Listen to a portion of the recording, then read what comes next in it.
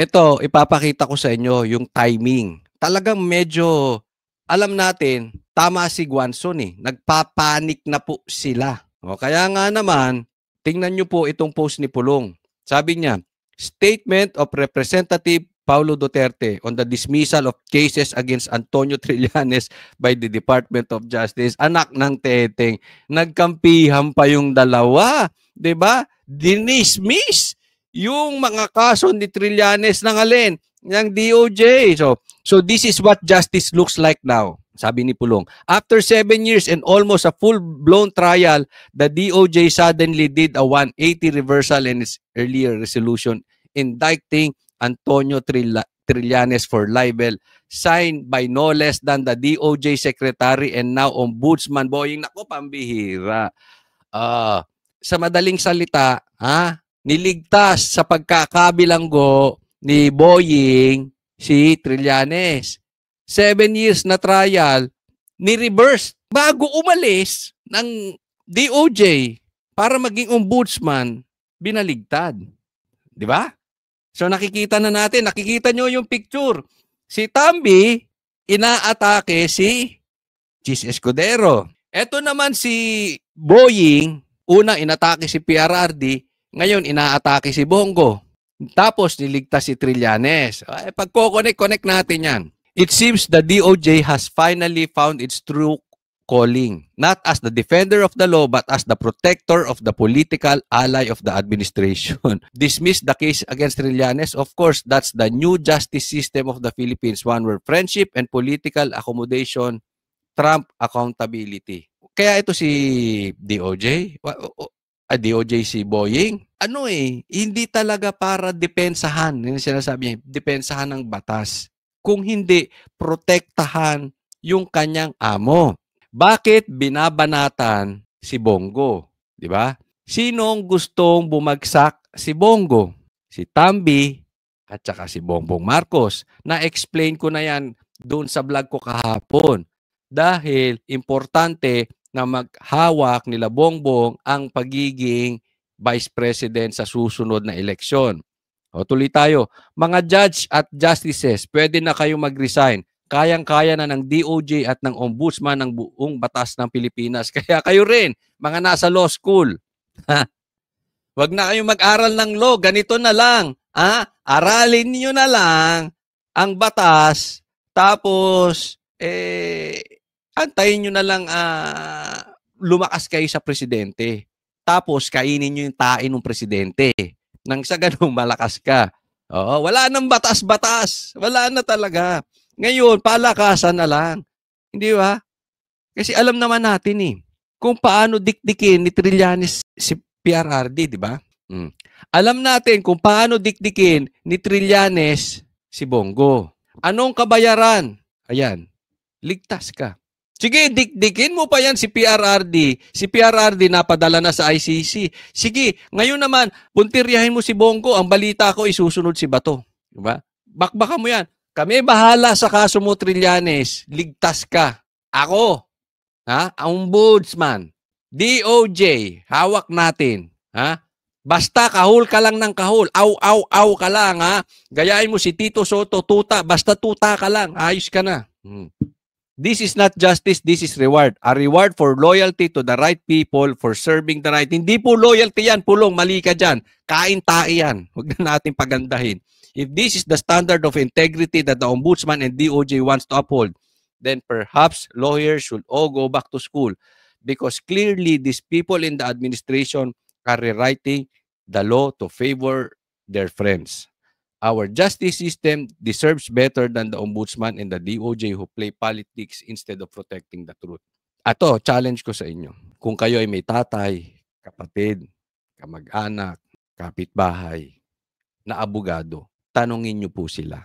Yung hindi dilawan, Yung hindi rin DDS. Yung hindi rin pulahan. Yung batas lang. Walang kinikilingan. Yung hindi magsisinungaling. Sisiguraduhin ko. Sasabihin nila, mali itong ginagawa sa pamahalaan ngayon.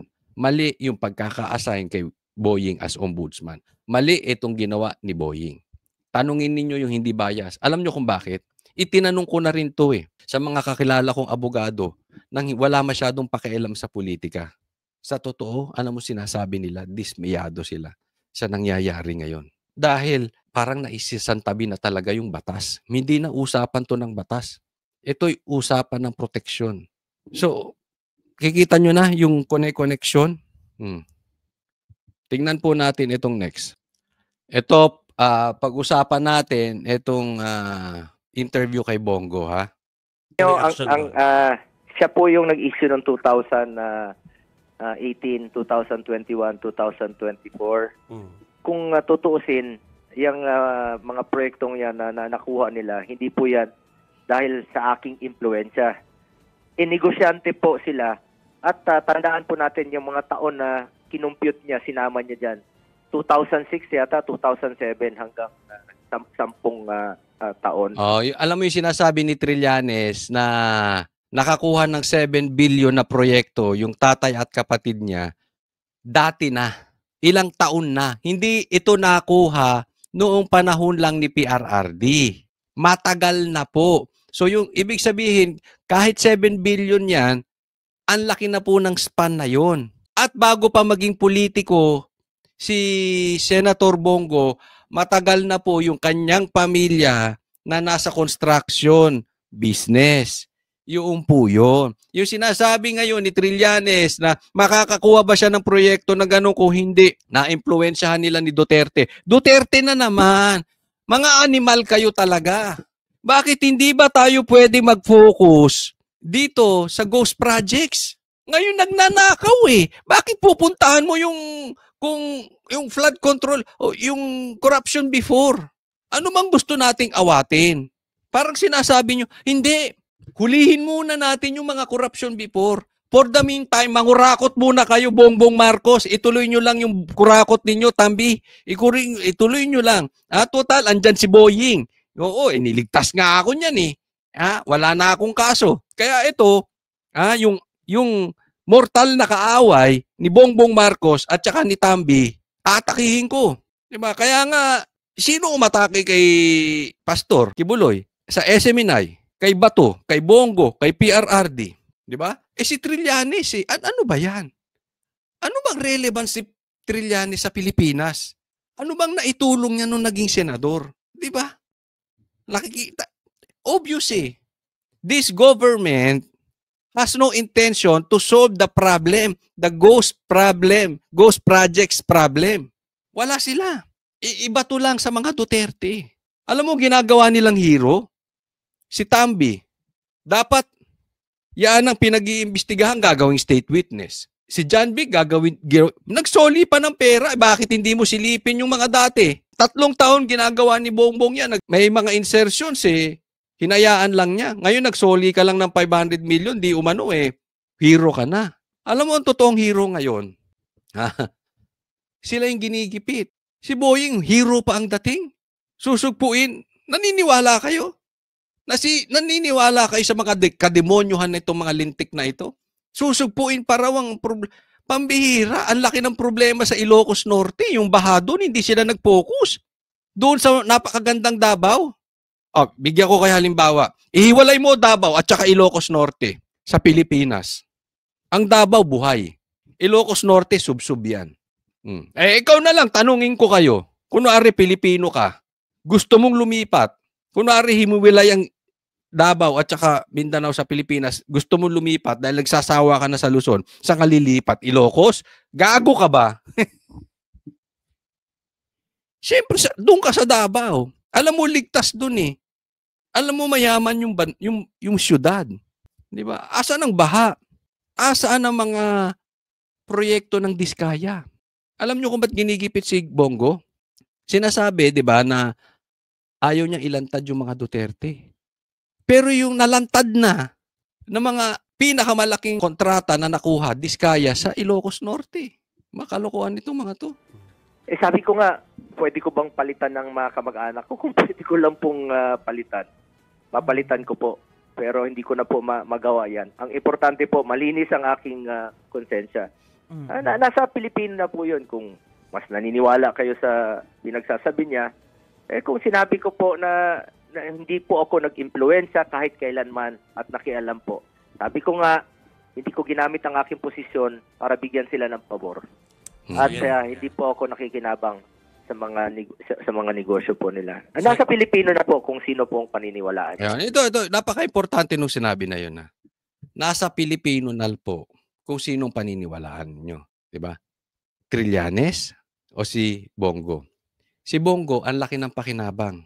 Si Bongo, binoto ng taong bayan. Pinakamalaking boto sa Senado, 26 million. Si Trillanes, 200,000 lang, talo pa sa pagka-mayor. Diba? Alam nyo kung sino talaga ang tuta. Aso lang, kahol lang ng kahol para sirain. Etong lahat na ito ay propaganda laban lang sa Duterte. Ako tatanungin ninyo, hindi po si Tambi ang hero. Hindi po dapat si Boying ang hero. Hindi si Trillanes ang hero dahil pinakidnap niya si Tatay Digong. Alam nyo ba yung issue ng ICC? Galing po yan kay Trillanes. Siya ang bumulong-bulong. Siya ang demonyong bumubulong-bulong kay Bongbong Marcos. At kailangan niya si Trillanes. Kailangan niya ang dilaw. Kaya nga nanalo si Kiko at saka si Bam. Diba? Ang totoong hero dito si Cheese. Alam niyo kung bakit? Nanindigan siya ng naaayon sa batas na pinanigan naman at sinabi rin ng Supreme Court na unconstitutional yung impeachment. Nanindigan, kauna-unahan po si Cheese. At bukod kay Cheese, si Senator Bongo. Si Senator Bongo hanggang sa kaduluduluhan, hindi iniwan si PRRD. Isama ko na rin dito si Pastor Kibuloy. Si Pastor Kibuloy ang kauna-unahang naging biktima nitong gusto nilang patayin ang imahe ni PRRD. Hindi po iniwan si PRRD. Si Bongo hindi iniwan si PRRD. Si Cheese nanindigan. Hindi siya maka-Duterte pero nanindigan siya para kay Sara dahil sa katotohanan. Si Boying, si John Vic, si Tambi, ano ang pakinabang nila sa bansang Pilipinas? Diba? Hanggang ngayon, pinahihirapan si Pastor Kibuloy, si Bongo binabanatan, si Cheese binabanatan dahil sa paninindigan sa tama, wala sa politika. O, eto, tingnan po natin. O, sino itong fake news? O, pakinggan natin. How can Tamba afford? Ano ang ma-afford ni Tamba? May 10 bahay nga yan sa Forbes. O, di umano. How can Tamba afford to donate 110 million pesos donation to Harvard? Aba, matindi. Nag-donate pa to si Tambi ng donasyon sa Harvard. Saan galing yung balita na yan? O, pakinggan din natin itong kasunod ng balita. A few hours ago, the Philippine Daily Inquirer ran a headline saying Senator Chiz Escudero asked for an extension to reply to Comelec. Ayan, eto, binalita. Balita po ito. Mainstream media, Inquirer. Totoo ba ito? Fake news ba ito? Ang balita ninyo ay humihingi ng extension si Chiz Escudero bago magpaliwanag sa Comelec. Ito ang katotohanan. Pakinggan po natin. But here's the thing. Today, Chiz already filed his manifestation. No delay, no extension. Nag-file agad within doon sa time. Hindi po siya humingi ng extension. No delay, no extension, just action. So what happened here? Simple. Someone is using his connection to hide the truth. Ayun. Yun pala. Arbolado, new PDI President Romualdez, CEO of Inquirer Group. Kaya naman pala masigasig si Inquirer. So alam na natin, ang paninira kay Chiz Escudero galing sa fake news na Inquirer na ang CEO si Romualdez. But teka muna, bawal yan, animal. Di ba bawal yung may hawak ka dapat na ikaw ay public official, may hawak ka na media? Naku, bawal po yan. At bukod po dyan, sana yung totoo lang, di ba? Oo, kita mo, nag-file agad si Cheese, di ba? So nakikita na natin yung koneksyon. Ang tatay ng paninira kay Cheese Escudero galing kay Tambi, pinapadaan sa Inquirer. So, alam na natin, okay? Kung bakbakan at bakbakan lang at siraan ang naninira kay Cheese ay si Tambi. Tanong, sa tingin ninyo, sino ang mas may credibility patungkol sa tamang balita? Sino ang mas may credibility sa sinasabi? Si Cheese O si Tambi? Si Tambi, sinasabi niya, hindi siya konektado sa flood control projects, wala siyang ghost projects. Si Cheese din, ganon. Sa tingin ninyo, sino ang magnanakaw dito? May record ba si Tambi na siya ay talagang magnanakaw? Meron to bribery, sabi ni BP Sara. Teka muna, si Cheese Escudero. Ano? Meron ba tong record? Ba kailangan saliksikin natin yan. Saliksikin natin kung anong record ni Cheese, pero tapusin natin to. The truth? Chiz didn't ask for time. He used his time to file on schedule. In a world where fake news travels fast, facts have to move faster. Yon. Ay, kailangan tayo, mga kababayan, tayo mga banateros-banateras, gagamit tayo ng ulo. Huwag na po tayong papabudol muli. Huwag na tayong maniniwala sa salita. Kaya grabe, ang lagi kong sinasabi sa inyo, huwag niyong paniniwalaan ang sinasabi ng politiko. Ang titingnan ninyo, yung record nila. Kung maayos ba sila. Kasi kung hindi sila maayos, kahit anong sabihin ninyan, fake news yan. Sinungaling yan. Titingnan nyo. Okay? Sasabihin, hindi ako addict. Pero addict naman pala. Dating addict, takot magpa-drug test. Hindi ako magnanakaw dati nang magnanakaw.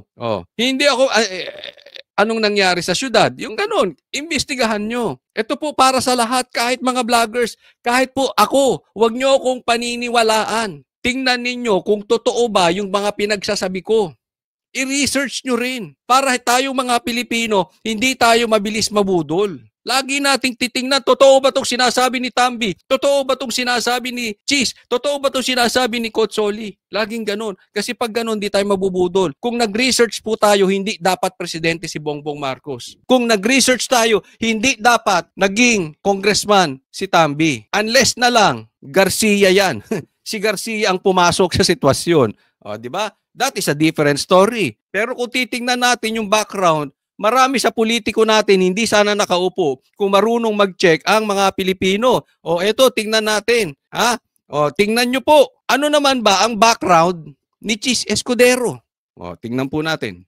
Tingnan natin yung background ni Cheese Escudero. Napaka-importante niyan. Ni-research ni Guanzon. Pambihira to si Rich. Si Guanzon ang bubutas Ano kaya ang nakita ni Guanzon dito kay Cheese? Tingnan natin. Former Comelec Commissioner Rowena Guanzon just dropped receipts, and she's not buying the smear. She searched. She checked. No graft, no plunder, no corruption case. Escudero's record, clean for 20... Ayun, matindi. For 27 years, no corruption, no graft, walang record si Cheese Escudero. Matindi mag-research, Ginawa ni Guanzon, pink to, dilaw ito. Ay, alam naman natin yan di ba? Alam natin ang karakas niyan. Kaya lang, eto si Guanzon, ang yellow na hindi kumakain ng tae. Bikadiri ata yun. Di ba? Taas ang kamay dito ng mga dilawan. Tanong ko sa inyo, kumakain ba kayo ng tae? Gayahin nyo si Guanzon, di kumakain ng tae. Okay? So si Cheese, malinis for 27 years. Yung record. Tanong! Si Bongbong, ano record for 27 years? Naku. Rolling Stone. Oy. Si Sandro, anong record for 27 years? Mas lalo na si Tambi. Anong record ni Tambi for 27 years? Magkakahalaman tayo dito. Ako hindi ko sinasabing perfecto si Cheese. Hindi ko rin sinasabing perfecto si PRRD. Hindi ko rin sinasabing perfecto si Sara. Pero kung ang pag-uusapan natin, nakawan. Pati si Bongo, kung pag-uusapan natin ay nakawan, malabo yan. Siguro lahat tayo may weaknesses. Pero pagdating sa nakawan, doon kayo tumingin sa pamilyang Marcos. May record yan, pati pamilya niyan di ba? Alam nyo nangyari doon sa Marcos Romualdez before. Kayo nakaalam nyo na yan. 27 years. Guanzon says it straight. The attacks only came out after Escudero challenged Martin Romualdez. Magkakawatak-watak na ngayon yumayanig sa ating bayan, maprotektahan lamang ang sarili niya. Ang pangalan niya ay matagal nang bulong-bulungan sa bawat sulok ng bansa. Pero ngayon, unti-unti nang sinisigaw ng taong bayan.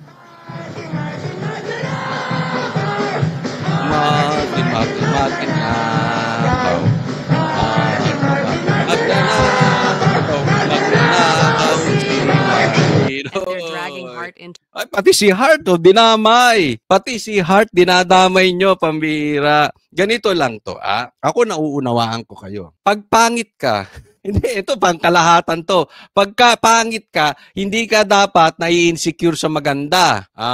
Kasi ako, kahit di naman ako gwapo, never ako na-insecure sa pogi. Ano pa nga yan ibig sabihin maganda ang pagkakahulma ng Diyos dyan, no? Maganda. So, huwag niyong problemahin. Ang problema, may naiinggit kay Hart. Personal attack. Alam niyo kung bakit? Alam ko kung sino yung mahilig po personal attack. Kaming banateros, 3 pa lang kami noon. Si Banat Bay, ako, si Boss Dada. Pinersonal attack kami galing sa gobyerno. Kumuha ng vlogger. Inatake kami. Ang atake sa amin, hindi issue. Personal. Ganyan sa kabila. Ganyan ang galawan dyan sa kabila. Akala mo naman yung anak nila hindi nahulihan ng droga. Nako, pambihira. Oy, nako. Baka mamaya sumulpot na naman yung mga trolls. But anyway, ikaw, I'm talking to you. Huwag kang nagseselos kay Cheese, di ba? Hindi mo siya pwedeng gawing waiter all the time. Kung ikaw insecure kay Hart, problema mo yan. Tigil-tigilan mo ang droga. Okay? Kasi sabi nila, dati wala po tayong pinapatukuyan. Dati heart trap ka daw. Ngayon, lulong ka daw sa droga. Kaya ganyan ang itsura mo. Wala talaga. Sabi nga ni Torre, naku pa, simbira si Torre, tinanggal. Dahil may binanggit. Ang adik pumapangit. Nakakita na ba daw kayo ng adik na talagang nakakapangit yung kahit heart trap ka. Papangit ka. At kahit heartthrob ka, pag ang nakatapat mo, si Hart, magmumukha ka talagang pangit. Tanggapin mo yun. Biyaya ng Diyos yung kay Hart, wala sa'yo. So relax ka lang, huwag mong idamay yung personal. Doon ka lang sa issue. Si Hart lang, kung si Hart lang ang topic ninyo. Si Cheese, kung si Cheese lang ang topic nyo, dinadamay nyo pa si Hart, mga animal kayo. Tigil-tigilan nyo yung pagdadrugs ninyo. To it too. Guanzon claps back. Mayaman na si Hart nung pinanganak pa lang. This isn't about her. It's political damage control. Ayun. Kasi, yan ang sinasabi. Ato maraming nagsasabi sa akin Ako kasi wala akong alam sa artista. Wala akong kaalam-alam sa artista. Alam ko lang pag maganda. Marunong ako tumingin kung maganda. But anyway, maraming nagsasabi sa akin, tinatanong ko dun sa may mga alam sa artista. Ang sabi nila, mayaman yan si Hart. Dati pa yan. Bago pa niya nakilala si Cheese, mayaman na yan. Sa katunayan, mas mayaman pa yan kay Cheese. Iba nga, paswerte mo naman, Hart. Cheese, ang ganda na nung asawa mo, mayaman pa. Kaya hindi kailangan maurakot. Minsan kasi, alam nyo, ito, kwento-kwentuhan lang real talk po tayo, pero totoo to. Minsan kasi, yung lalaki, nagiging swapang lang sa pera, dahil pag ang babae, mukhang pera. Di ba? Susulsulan. Ikaw ang dapat pinakamalaking kurakot dyan. Papatalo ka dyan sa buhaya na yan. Ilaglag mo. Hindi diniliver yung basura ng maayos. Yan ganyan. Pag nabubulungan ka ng asawa na swapang sa pera, delikado. Kaya kayo, may mga asawang hindi mo kang pera, pasalamat kayo sa Panginoon. Dahil pag ikaw nagkaroon ng asawang adik na, mukha pang pera, tapos ka dyan. Tapos ka. Kunwari, gusto mong ibangon ang iyong pangalan, pero ang asawa mo, adik, tsaka example lang to, wala tayong pinapatukuyan Ang asawa mo, adik, tsaka mukhang pera, mahirapan ka ibangon ang pangalan mo. Kasi ba't hihingin ka ng hihingin lang para niyan O bibigyan ka pa niyan. Tara, honey, nood tayo concert. Nako, delikado. Pagkatas ng concert, palitan na kayo. Di ba? Nako. Alam na ako, delikado. Sige, ba? Dinadamay nyo si Hart. Ito lang, sana mga kababayan. Issue lang tayo. Sa issue lang tayo. Huwag natin idabay yung personal. Pati asawa, hindi naman politika Hindi naman political figure si Hart di ba? Pero, ito, sadyang mayaman. Hindi katulad nung iba. Mayaman lang yung apelyido, pero kulelat naman sa pamilya. Nakakita na kayo ng ganon, di ba? Halimbawa lang to Halimbawa lang to, wala tayong yung Reyes na apelyido. Kunwari, mayayaman ng Reyes. Pero hindi lahat, may kulelat diyan. So hindi po, ibahin niyo si Hart. Hindi yung lehitimong ano yan, ha? Oo, hindi katulad nung iba, nadamay lang, nagbukang mayaman yung apelyido kasi mayaman dati. Yung kinaninuan nila, Kurakot or something, di ba? About her, it's political damage control. Guanzon's message is clear. Escudero's clean. Romualdez is camp, panicking. And the timing?